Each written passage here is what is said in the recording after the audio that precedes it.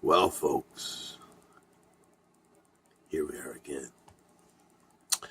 In the meth end of town with me, Dirty Pat Walsh, on the Dirty Pat Walsh, where I play trashy blues music, talk a lot of nonsense, and dip a lot of snuff. I hope you're all doing good and well. I'm having a good day today. I had a really good day today. Beautiful weather here.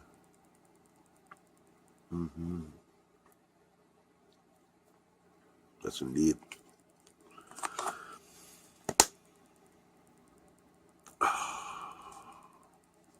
Stop for a moment here.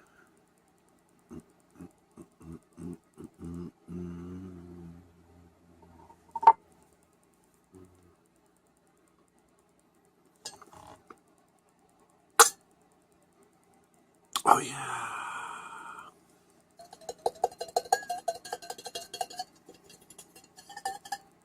Yep.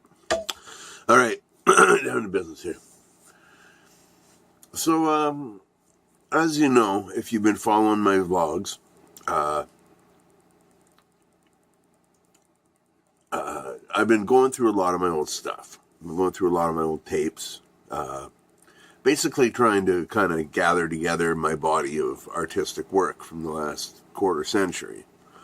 And because I'm a great archivist, but a horrible organizer. You know what I mean? And, I'm just finding every time I go looking, I just find more stuff. I guess I've done a lot of stuff. Written a lot, made a lot of music, But I guess what it's led me to realize is, now this is all like relative to something else that's going on in my life right now. But thinking about the life I led before I lived in Peterborough has been an issue on my mind, or a thing on my mind for the last little while, just due to circumstances I'm involved in right now. And all this archive stuff, right? Because none of that, like everything artistic I've managed to squeeze out of myself, it's been in Peterborough. In Oakville, I did a fair bit of writing, and I have journals still from Oakville back when I was in my teens. But I really hadn't done anything, when I moved to Peterborough, and not to sound boastful at all. I'm not being boastful. I'm just talking about things that I've done that I'm realizing, wow, I've done some things. Like finding old play scripts. I've had, I think, about 30 of my plays that I've written, produced and put on stage here in Peterborough. Granted, not big Broadway productions, in fact, quite the opposite, but done a lot of theater, which has led me to think, I found a lot of old theater pictures, and I've acted in a lot of theater. I've done a lot of behind the scenes work. I've done a lot of directing, not necessarily just writing. I always tried to get involved in every aspect of theater just to learn the craft, right? I think you can become a better playwright if you know more about how a play actually works, right? And all the music, like all the old bands I was in, all the home taping I did,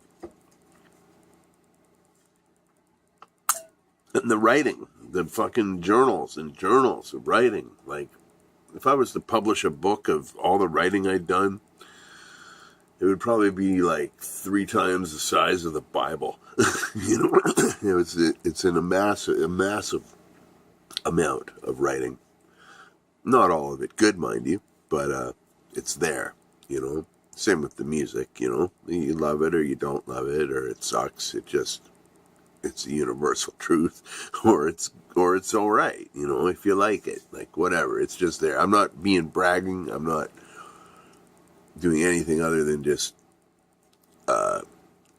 telling you this to tell you something else. So, like I've done stuff like, like a lot of the bands I was in, like, were pretty fucking cool bands, Wine with Everything, and the Diplomats, and the Fontanelles, and, probably most importantly, the Silverhearts. The Silverhearts, we toured the country, and we toured out east a number of times. We played huge festivals. I've been lucky enough to be on the same bill as Buddy Guy and Elvis Costello and Billy Bragg and Daniel Lanois,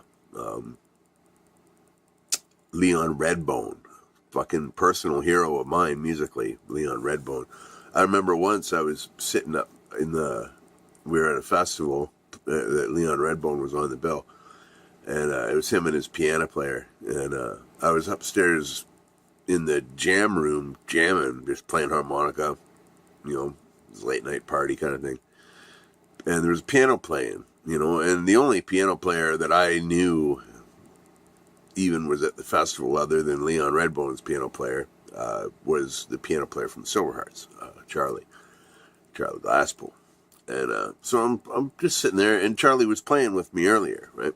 And so I was sitting there honking away, and I'm thinking, man, this fucking piano player sounds really good.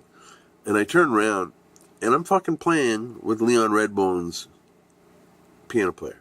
Like, that was a moment,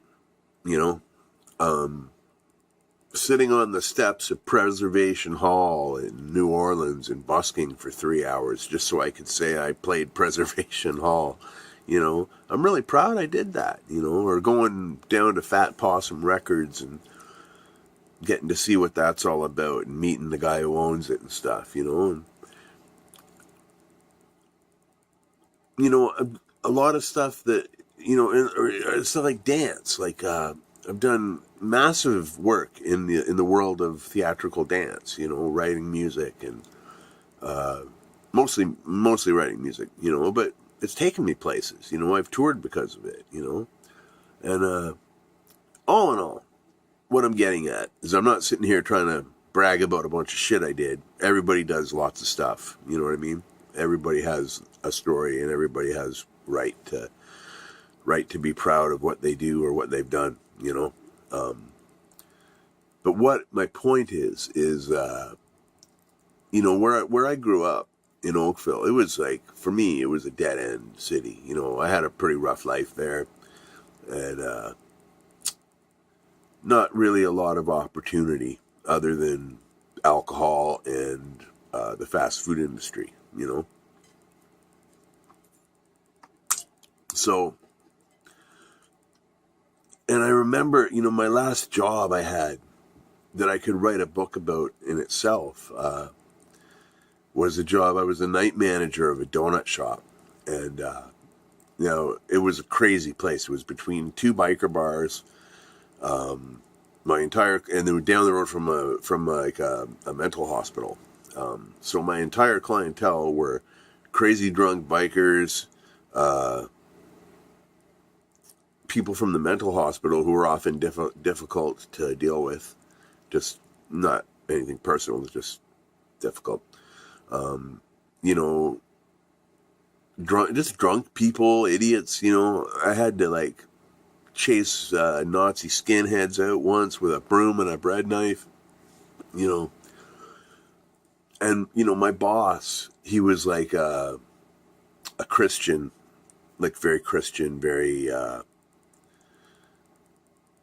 kind of delusional, I don't know, I just can't, but anyhow, what I'm getting at is, I'm not saying Christianity's wrong, I'm just saying, when I went to him and I said, Daryl, I really need some help here at night, I at least need keys to the office, so I can make myself safe in case something happens, because I was a sitting duck, man, I could have been robbed, shot, knifed, anything, and I had lots of close calls. I had a bottle hucked at my head one night, Anyway, I asked him for this, maybe a bit of security, and he looked at me, he patted me on the shoulder, he said, you know what, Patrick, I'm a man of God, and I pray for you every night, and that's the only security you need, you know. Granted, nothing happened to me, but it's not what you want to hear. You know, and I used to sit for night. It was a nighttime job. It was between 11 and 8 in the morning, and 11 at night. And I used to sit, and just because there's tons, you know, between all the crazy times, there was tons of dead downtime, right? And I would just sit and look out the window and smoke cigarettes and write, you know, and I would dream of achieving these things that I wanted to achieve. I would dream of having a book published one day. I'd dream of being in a band one day or whatever, you know. And I moved to Peterborough, and over the last 25 years, it's all happened and more, you know. And I'm really grateful, you know, because a lot of people helped me along the way.